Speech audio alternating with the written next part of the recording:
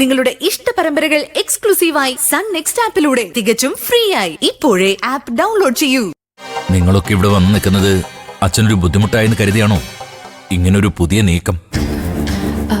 അയ്യോ അല്ല അച്ഛാ, ഞങ്ങൾക്ക് വേണ്ടി ജീവിക്കുന്ന അച്ഛൻ ഞങ്ങളെ ഒരു ബുദ്ധിമുട്ടായി കരുതൂ.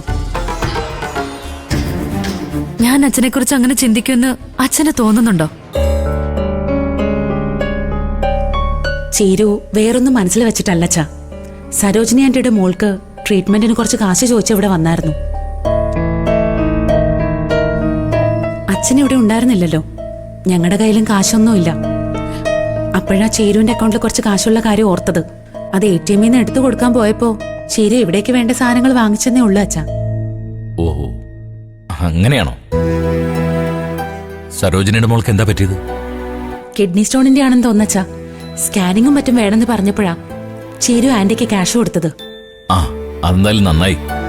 ഇവിടെ എന്താവശ്യമുണ്ടെങ്കിലും വിളിച്ച ഉടനെ ഓടി വരുന്നുള്ള സരോജിനി. സഹായിക്കാൻ അങ്ങ് പറ്റിയില്ലായിരുന്നെങ്കിൽ അത് വലിയ നന്ദികേടായിപ്പോയെ. ആ, എന്തായാലും ചീരുന്റെ അക്കൗണ്ട് നമ്പറും കൊടുത്താ അച്ഛൻ ട്രഷറി പോയിട്ട് തിരിച്ചു വരുമ്പോ നിന്റെ കയ്യിൽ നിന്ന് ചെലവായ കാശ് അച്ഛൻ അക്കൗണ്ടിലേക്ക് തിരിച്ചിട്ടേക്കാം. അയ്യോ അതെന്തിനാ അച്ഛാ? ഞാൻ ഈ വീടിന് വേണ്ടി ചെലവാക്കിയ കാശ് അച്ഛൻ എന്തിനാ എനിക്ക് തിരിച്ചു തരുന്നേ? നിനക്കിപ്പോ ജോലിയും വരുമാനം ഒന്നും ഇല്ലല്ലോ മോളെ. ആകെ കയ്യിലുണ്ടായിരുന്ന കാശല്ലേ, അത് നിന്റെ തന്നെ ഇരിക്കട്ടെ. അതെ, ഈ വീട്ടിലെ കാര്യങ്ങളൊക്കെ ഇതുവരെ നോക്കിയത് അച്ഛനല്ലേ. ഇനി അച്ഛൻ തന്നെ നോക്കിയാ മതി. അതാ എല്ലാവർക്കും നല്ലത്. ദച്ച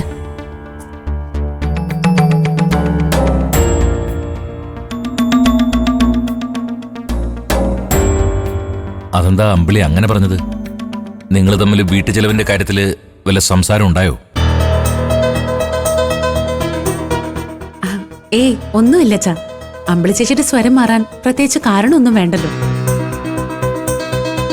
ആ, അതും ശരിയാ. അച്ഛൻ എന്തായാലും ചേരുവിന് കാശ് ഇടുവൊന്നും വേണ്ട. അത് അവൾക്ക് വിഷമാവോ അച്ഛാ?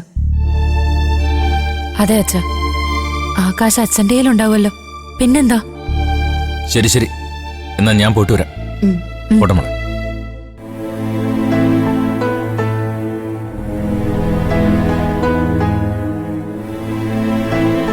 ഞാൻ വിചാരിച്ചു നീ ഇപ്പൊ അച്ഛനോട് പറയൂന്ന്. അമ്പിളി ചേച്ചിയുടെ വർത്താനം കേട്ട പറഞ്ഞു പോവില്ലേ ചേച്ചി? വേണ്ട മോളെ, നമുക്കിടയിൽ എന്ത് പ്രശ്നം ഉണ്ടായാലും 2 ദിവസം കഴിയുമ്പോൾ നമുക്കത് മറക്കാൻ കഴിയും. പക്ഷെ അച്ഛന്റെ കാര്യം അങ്ങനെയല്ല.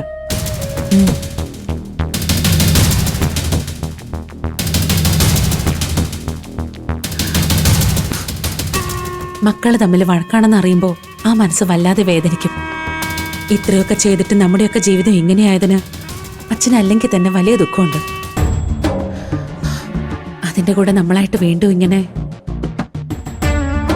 ഇല്ല ചേച്ചി, ഞാനിനി ഒന്നും പറഞ്ഞ അച്ഛനെ വേദനിപ്പിക്കില്ല. എന്റെ വിഷമങ്ങളൊക്കെ ഞാൻ സ്വയം മനസ്സിലടക്കി വെച്ചോളാം.